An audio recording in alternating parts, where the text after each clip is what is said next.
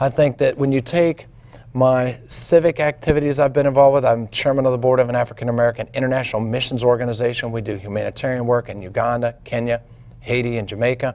I am on the board of directors for a youth advocacy organization over in Kingstown, the soccer association there. So we can give scholarships to young people that can't afford to play. You know, it's $250 or $300 to play in a club league.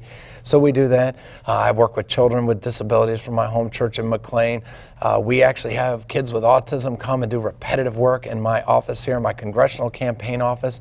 So I think that working for Habitat for Humanity, working with the house down in Anacostia, being a sacrificial giver, pouring my time into the community, doing the community cleanups down in Kingstown, being involved on a social level here.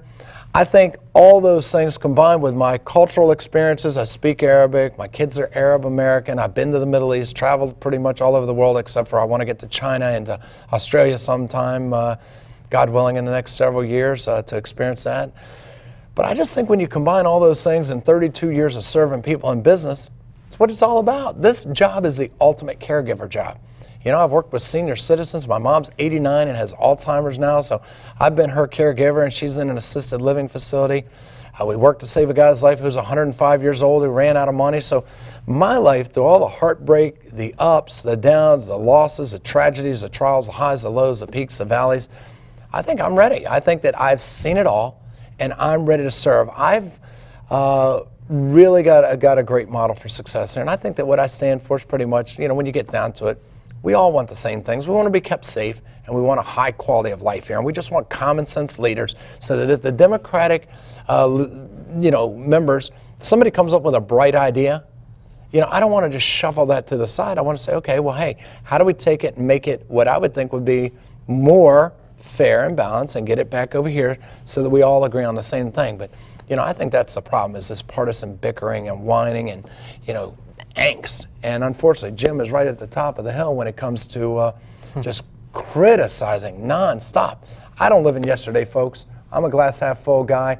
I don't go down the road looking in the rearview mirror. And I think that we can all sit here and extrapolate numbers and criticize past presidents and other administrations in the service of other people, but I don't think that does us any good. We really need to look to the future and do a better job as servants of the people and become citizen activists so that we can raise up a generation of people who want to participate. Yeah. Okay, well, I'm going to cut your campaign speech short there. Yep. But well, that was a good I think that people that don't know who you are, many of them probably never seen you before in this district. They've seen a lot of Jim Moran.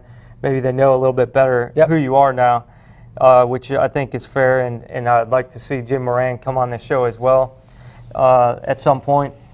Even though you already know him, we need to hear what he has to say. What do you think? I think this is real important. Obviously, you're a banking, you mentioned you're in the banking industry for a good deal of time. I think it's important to keep talking about the economy for a few more minutes. What do you think are the relationships between taxes and the economy? Well, friends, I stand for leaving these tax cuts in place. My opponent, Jim Moran, is on record as being for every tax increase that comes down the pike. You know, he wants to bring up George Bush 1 all the time, where he said he'll work with other administrations. And the fact of the matter is that George Bush, literally, he lied. He said, read my lips, no new taxes. He caved in, and that will absolutely be his legacy. You know, that's really going to bring him down in history as far as what do people say, what caused him to lose that election. I think it was him not honoring his word and caving in, because that came back. I just think that we need to do more. I think that we have taxed people to death with the high price of food, of fuel.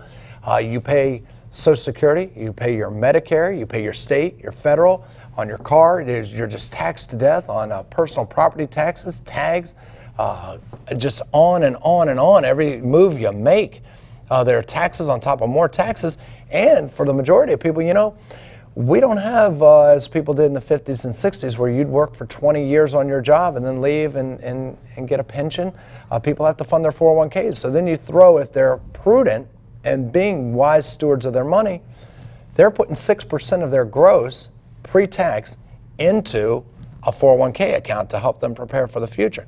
And then if you happen to be a person of faith and you say, hey, you know what, you value giving to God, and you say, hey, you know what, I want to give 10% of what I have every month just to say, hey, thank you. That out of the gross, well, then take a look at that. Now that's 10%, 6% for your 401k, federal, state, Social Security, and Medicare.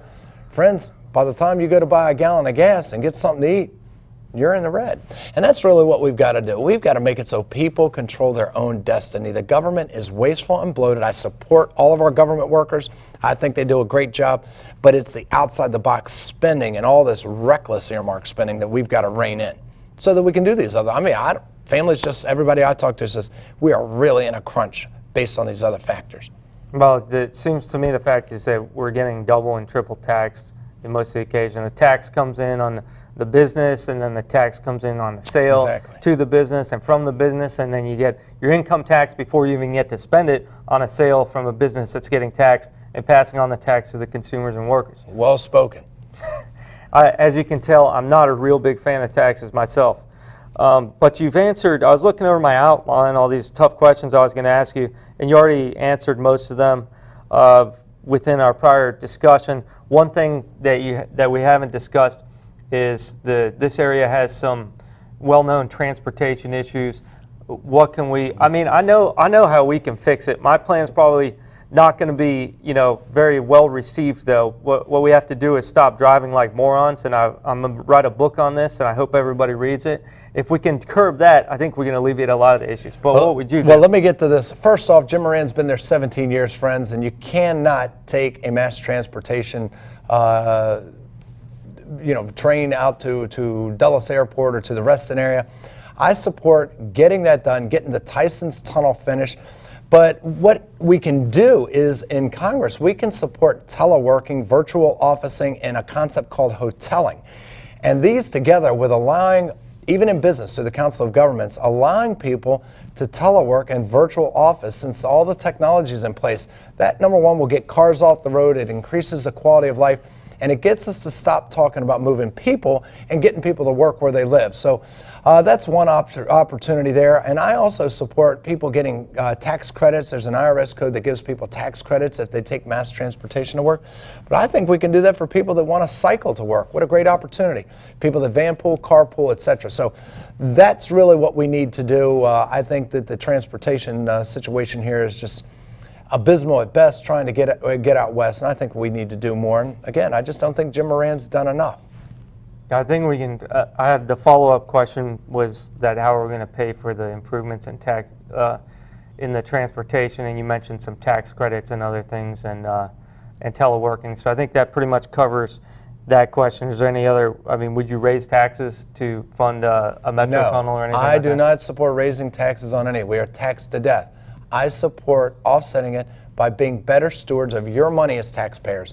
And I think that Congress does a horrible job managing your money. There's not a tree in the backyard they go to get the money off of. It is your taxes. It's your hard-earned money that they're using. I just say, hey, use it wisely. Use good discretion. Use good, sound principles when you're spending people's money. And remember, it's not your money. You don't have a credit card. It belongs to you, the taxpayer. All right, well, I think that's about all the time we have for today, Mark, as I can see the countdown waning down there. Thanks for being on the show. Good to see you again. Good to see you. And good luck in your congressional race. We'll be back here next week with some more information and hopefully Congressman Jim Moran. We'll see you next time on The Real Deal.